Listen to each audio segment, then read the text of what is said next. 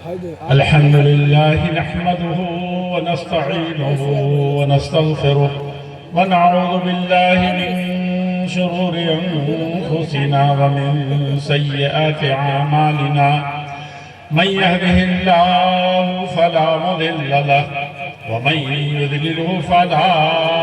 هادي له وأشهد أن لا إله إلا الله وأشهد أن محمدا عبده ورسوله أما بعد فإن خير الحديث كتاب الله وخير الهدي هدي محمد صلى الله عليه وسلم وشر الأمور محدثاتها وكل محدثة بدعة وكل بدعة ضلالة وكل ضلالة في النار. أعوذ بالله من الشيطان الرجيم. بسم الله الرحمن الرحيم. يا أيها الذين آمنوا اتقوا الله حق تقاته ولا تموتن إلا وأنتم مسلمون. يا أيها الناس اتقوا ربكم الذي خلقكم من نفس واحدة وخلق منها زوجها وبث منهما رجالا كثيرا ونساء واتقوا الله الذي تساءلون به والأرحام إن الله كان عليكم رقيبا. يا أيها الذين آمنوا اتقوا الله وقولوا قولا سديدا يصلح لكم أعمالكم ويغفر لكم ذنوبكم ومن يطع الله ورسوله فقد فاز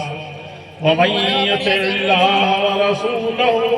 فقد فاز فوزا عظيما.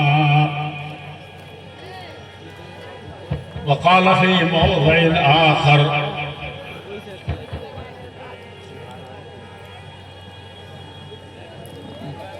ومن أحسن قولا ممن دعا إلى الله وعمل صالحا وقال إنني من المسلمين. وقال في موضع آخر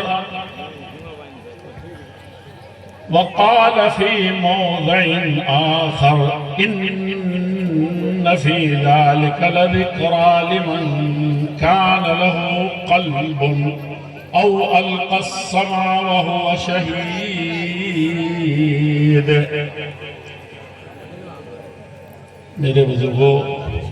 میرے بھائیوں اور عزیزوں، ملت، قوم، گاؤں اور قریہ اور چمپارن اور انسانیت کی ماں اور بہنوں جن کے آغوش تربیت میں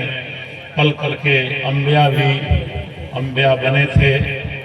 سب سے افضل، سب سے بڑے اور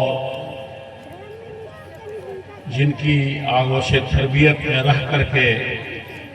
دنیا نے بڑی ترقی کی، بڑی عظمتوں والی مائیں اور بہنیں، اور آپ جو مرد کہلاتے ہیں،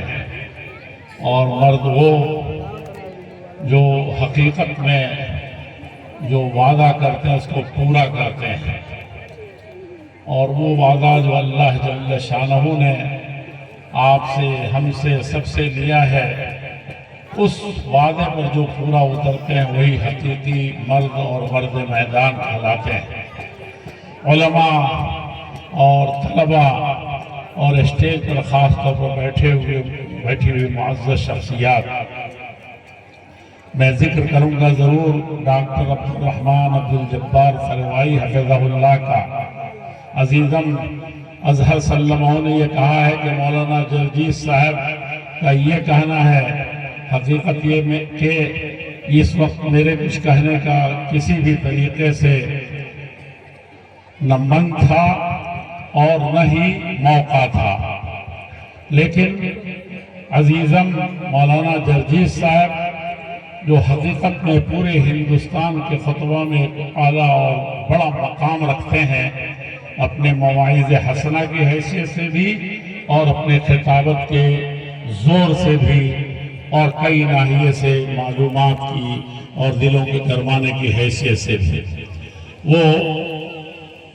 ہر طریقے سے جہاں بھی اچھی بات ہوتی ہے اس میں مانتے ہیں، اور انہوں نے جب یہ بات کہہ دی ہے اسے بھی کاٹا جا سکتا ہے، تو وہ ایک عزیز ہیں۔ لیکن ڈاکٹر عبدالرحمن عبدالجبار فروائی صاحب